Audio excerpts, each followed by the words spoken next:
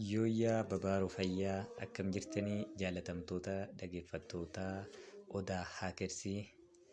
Odaa Haakersiin barnoota teekinooloojii gaggabaabaa qabatee yeroo hunda kan dhufudha. Hadhallee viidiyoo gabaabaa barnoota koodii ta'e tokko qabadhee dhufee jira. Barnootichi kiyyallee maalidha? Koodii fayyadamtanii yeroo bilbila keessan lafa keessanii deemtan akka namni biraa itti isiniin jala hin bilbile gochuu dandeessanii jechaadha. Kanaaf viidiyoolee biraa kan Odaa Haakersirratti gallakkifamee turee fi lakkifamu dursee akka isin bira gahu gochuu yoo barbaaddan sabiskiraayib godhaa jechaadha. Sabiskiraayibiin nullee fayyade isinillee fayyada.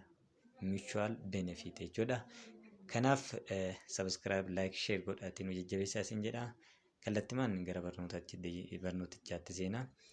Innislee maalidha?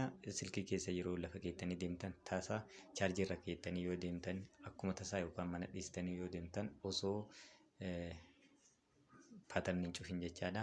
Akka isin jalaa hin bilbilamne yookaan mallaqa isin jalaa fixuu danda'a. Ergaa isin hin barbaanne nama isin hin barbaannetti bilbilee namni biraa isin jalaa dabarfachuu waan danda'uuf kana dhorguu ni dandeessanii jechuudha. Akkam gootanii koodii fayyadamtanii. Malli isaa salphaadha. Waan biraan barbaachisu paadii bantanii jechuudha kan ittiin bilbilu kan jechaadha. Maal gootu koodichi star 31 riqicha gootanii bilbiltu jechuudha. Outgoing color ID service host enabled district yookaan daangeffamee jira jechuudha. Kanaan booda namichi sun yoo battalumatti bilbileen irratti cufaa jechuudha. Hin bilbiluuf. Irra deebi'ee isinitti agarsiisa. Star 31 riqicha gootanii bilbiltanii notifiikeeshinii kana isinii fida jechuudha. Kanaan booda namni sun ittiin bilbila keessaniin bilbilee mallaqa isin jalaan fidu ergaa isin hin barbaanne dabarsee isinii jibbisiisu jechaadha. Yeroo deebitanitti ammoo ofii keessanii irraa baastanii itti fayyadamuu yoo barbaaddan ammallee koodii fayyadamtanii jechuudha. Maal gootu? Riqicha 31 riqicha gootanii bilbiltanii jechuudha. Outgoing caller ID service has been disabled.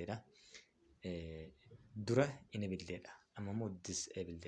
Enabled jechuun waanichi sun akka ta'uuf yookaan appilaa akka ta'uuf eeyyamtanii amma disabled jechuun irraa baastaniirtu yookaan kuttaniirtu jechaadha.